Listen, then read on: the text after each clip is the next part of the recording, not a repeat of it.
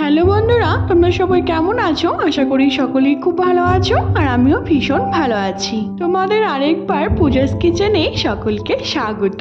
আজকে আরেকটি নতুন রেসিপি নিয়ে চলে এসেছি বন্ধুরা। সেটি হলো একটি ফ্রাইড রাইসের রেসিপি তোমাদের সাথে শেয়ার করব। একদমই ভেজ ফ্রাইড রাইসের রেসিপি, খুবই কম উপকরণে, বাড়িতে কিছু উপকরণ, এই উপকরণগুলি থাকলেই কিন্তু তোমরা ঝটপট এই রেসিপিটি বানিয়ে ফেলতে পারবে। সামনেই সরস্বতী পুজো, আমাদের কিন্তু সরস্বতী পুজোর সময় কিন্তু খিচুড়ি কিন্তু আমরা খেয়েই থাকি, কিন্তু এরকম যদি একটি ভেজ ফ্রাইড রাইস হয় বাড়িতে তাহলে কিন্তু কোনো কথাই হয় না।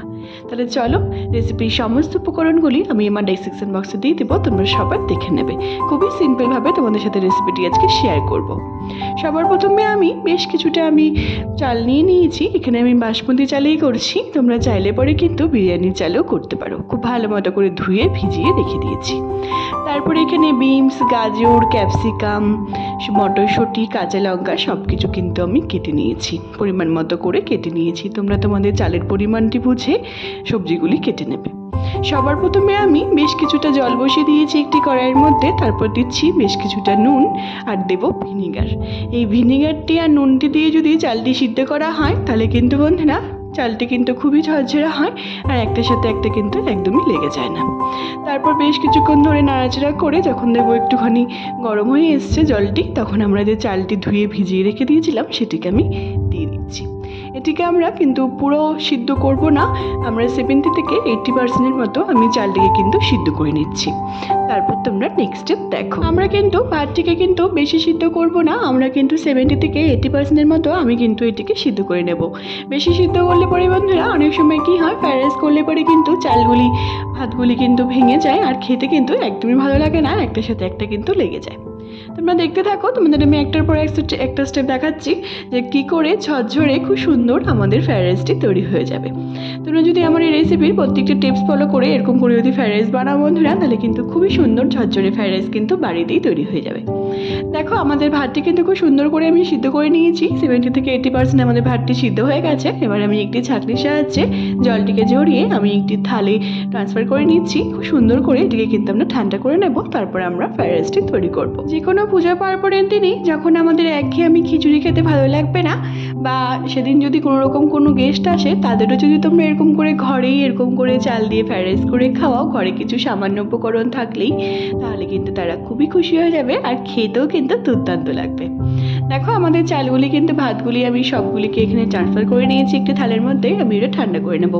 তারপর একটি কড়াইয়ের মধ্যে বেশ কিছুটা সাদা তেল আর বেশ কিছুটা আমি ঘি দিয়ে দিয়েছি। সবজিগুলোকে কিন্তু আমি এরকম করে লম্বা লম্বা সাইজ করে কিন্তু কেটেছি। খুব সুন্দর করে কেটে বেছে আমি কিন্তু ধুয়ে এটিকে রেখে দিয়েছিলাম। তারপর এখানে সবার প্রথমে আমি গাজরটিকে দিয়ে দিলাম, তারপর দিচ্ছি বিনসগুলিকে দিয়ে দিচ্ছি। খুব সুন্দর করে নাড়াচাড়া করে আমরা একটুখানি এটিকে ভেজে নেব একটু নরম হয়ে আসা অবধি। তারপর তোমরা নেক্সট স্টেপ দেখো। যে কোনো ফ্রাইড রাইসের রেসিপিতে, বিশেষ করে ভেজ ফ্রাইড রাইসের রেসিপিতে ঘি আর তেল মিক্স করে যদি এরকম করে সবজিগুলিকে ভাজা হয় বন্ধুরা, তার স্বাদ কিন্তু দ্বিগুণ বেড়ে যায়। তোমরা একবার ট্রাই করে আমাকে জানিও তোমাদের এই রেসিপিটি কেমন লাগলো নতুনভাবে, নতুন পদ্ধতিতে। তারপর এখানে যে আমি ক্যাপসিকামগুলোকে লম্বা লম্বা করে কেটে রেখে দিয়েছিলাম, আমি এখানে 2 ধরনের ক্যাপসিকাম ব্যবহার করেছি। তোমরা কিন্তু এক রকমের ক্যাপসিকাম দিয়েও কিন্তু করতে পারো। আমি এখানে সবুজ আর রেড ক্যাপসিকাম কিন্তু নিয়ে নিয়েছিলাম। তারপর খুব ভালো মতো করে এরকম করে লালচে লালচে করে আমি একটুখানি ভেজে নিচ্ছি। বেশি কিন্তু আমরা কড়া কিন্তু ভাজবো না, হালকা একটুখানি নরম হয়ে আসলে কিন্তু সবজিগুলোকে আমরা উঠিয়ে নেব। তারপর এখানে বেশ কিছুটা আমি মটরশুঁটিও ওখানে ছুলে রেখে দিয়েছিলাম, সেটিকে আমরা দিয়ে দিলাম। দিয়ে খুব ভালো মতো করে নাড়াচাড়া করে আমি এখানে মিনিট 5 ধরে এটিকে কিন্তু ভাজা ভাজা করে নিচ্ছি। তোমরা বিশ্বাস করো বন্ধুরা, ঘরে থাকার কিছু উপকরণ দিয়ে যে এত টেস্টি আর এত মজাদার আমাদের এই ফ্রাইড রাইসটি তৈরি হবে, না খেলে কিন্তু বিশ্বাসই করবে না কেউ। দেখো, আমাদের সবজিগুলি কিন্তু ভাজা হয়ে গেছে। দেখো, সবজিগুলির কিন্তু কালারগুলি কিন্তু চেঞ্জ হয়নি, খুব সুন্দর করে হালকা কিন্তু আমি ভেজে কিন্তু তুলে নিলাম।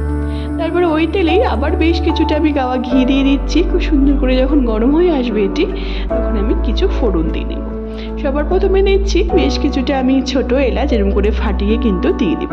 2-3টের মতো আমি ছোট এলাচ এরকম করে ফাটিয়ে কিন্তু দিয়ে দিচ্ছি, তাহলে কিন্তু স্মেলটি খুব সুন্দর বেরোবে। তারপর এখানে দারচিনি, বড় এলাচ, লবঙ্গ, লং সব কিছু কিন্তু দিয়ে দিলাম, আর দিচ্ছি 2-3টে তেজপাতা। দিয়ে খুব সুন্দর করে যখন এটি ভাজা ভাজা হয়ে আসবে, তারপর এখানে বেশ কিছুটা আমি কাঁচা লঙ্কা আর আদা কিন্তু পেস্ট করে রেখে দিয়েছিলাম মিক্সিতে। তোমরা চাইলে পরে কিন্তু পাটাতেও বেটে এটিকে দিতে পারো।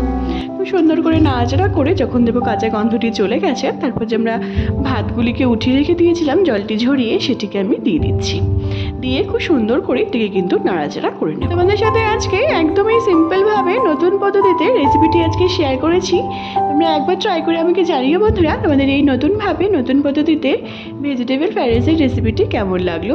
দুর্দান্ত লাগে খেতে এই ফ্রাইড রাইসের রেসিপিটি, না খেলে কিন্তু বিশ্বাসই করবে না কেউ। তারপরে এখানে পরিমাণ মতো আমি চিনি দিয়ে দিচ্ছি। আমি চিনিটি কিন্তু অল্পই দিচ্ছি, তোমরা চাইলে পরে যারা ধরো বেশি চিনি মিষ্টি খেতে পছন্দ করো তাহলে কিন্তু বেশি দিতে পারো। তারপর গোলমরিচের গুঁড়ো, হালকা গরম মশলা গুঁড়ো, কাঁচা লঙ্কা, স্বাদ মতো নুন আর কাজু কিশমিশ আর সব রকম সবজিগুলোকে যে ভেজে রেখে দিয়েছিলাম ভেজিটেবলগুলোকে, সেগুলিকে দিয়ে দিলাম। দিয়ে খুব ভালো মতো করে নাড়াচাড়া করে আমি এটিকে কিন্তু 2 থেকে 3 মিনিটের জন্য এটিকে রান্না করে নেব। তাহলে দেখো বন্ধুরা, আমাদের কত সহজভাবে আমাদের ভেজিটেবল ফ্রাইড রাইস বা ভেজ ফ্রাইড রাইস কিন্তু একদম তৈরি হয়ে গেছে, একদম রেস্টুরেন্ট স্টাইলে। তোমাদের সাথে আজকে সামান্য উপকরণে আজকে কিন্তু রেসিপিটি আজকে শেয়ার করেছি। অবশ্যই জানিও রেসিপিটি কেমন লাগলো। সবশেষে দিচ্ছি বেশ কিছুটা কাওয়া ঘি, দিয়ে খুব ভালো মতো করে নাড়াচাড়া করে আমরা এবার এটিকে সার্ভ করব। আমাদের ভেজিটেবল ফ্রাইড রাইস বা ভেজ ফ্রাইড রাইস কিন্তু একদম তৈরি হয়ে গেছে, গরম গরম, কিন্তু খেতে কিন্তু দুর্দান্ত লাগবে। তোমরা এখানে ফুলকপির সবজি বা পনিরের সবজির সাথে কিন্তু অবশ্যই এটিকে সার্ভ করতে পারো। তোমাদের সাথে আরেকটা এপিসোডে আমি অবশ্যই পনিরের রেসিপি বা ফুলকপির রেসিপি কিন্তু শেয়ার করব। দেখো আমাদের ভেজিটেবল ফ্রাইড রাইস কিন্তু একদম তৈরি হয়ে গেছে। তোমরা অবশ্যই বাড়িতে জানিও বন্ধুরা তোমাদের রেসিপিটি কেমন লাগলো। সবশেষে আমি বেশ কিছুটা এখানে পনির ভেজে রেখে দিয়েছিলাম আগের থেকে, ঘিয়ে ভেজে, সেটিকে আমি উপর দিয়ে দিচ্ছি। তাহলে খেতে কিন্তু আরও দুর্দান্ত জমে যাবে এই ফ্রাইড রাইসটি। তোমরা অবশ্যই আমাকে জানিও বন্ধুরা তোমাদের এই নতুনভাবে নতুন পদ্ধতিতে সিম্পল পদ্ধতিতে রেসিপিটি কেমন লাগলো। যদি ভালো লেগে থাকে তাহলে অবশ্যই আমাকে কমেন্টের মাধ্যমে জানাতে কিন্তু একদমই ভুলো না রেসিপিটি কেমন লাগলো। তোমরা যদি আমার চ্যানেলে নতুন বন্ধু হয়ে থাকো বন্ধুরা, তাহলে অবশ্যই আমার চ্যানেলটিকে সাবস্ক্রাইব করতে কিন্তু একদমই ভুলো না, যাতে আমি যখনই কোনো নতুন রেসিপি আপলোড করবো তোমরা সেই রেসিপিগুলি সবার প্রথমে পেয়ে যাবে। আর যে সকল বন্ধুরা অলরেডি আমার চ্যানেলটিকে সাবস্ক্রাইব করে ফেলেছে তাদের কিন্তু অসংখ্য ধন্যবাদ। আমার ফেসবুকে একটি রান্নার পেজ আছে বন্ধুরা, সুইট কিচেন দিয়ে, সেটির লিঙ্ক আমি সবকিছু তোমাদের সাথে শেয়ার করে দেবো। সেটিকে ফলো করার আর অনেক অনেক অনেক বেশি শেয়ার করার কিন্তু তোমাদের সকলকে অবশ্যই অনুরোধ রইল অনেক অনেক অনেক বেশি। আর অবশ্যই আমাকে কমেন্টের মাধ্যমে জানিও বন্ধুরা তোমাদের এই নতুনভাবে নতুন পদ্ধতিতে ভেজিটেবল ফ্রাইড রাইসের রেসিপিটি কেমন লাগলো। যদি ভালো লেগে থাকে কমেন্টের মাধ্যমে জানাতে কিন্তু একদমই ভুলো না যে রেসিপিটি কেমন লেগেছে। সবাই ভালো থেকো বন্ধুরা, সুস্থ থেকো। আবার নেক্সট ভিডিওতে দেখা হচ্ছে নতুন একটি রেসিপি নিয়ে। টাটা।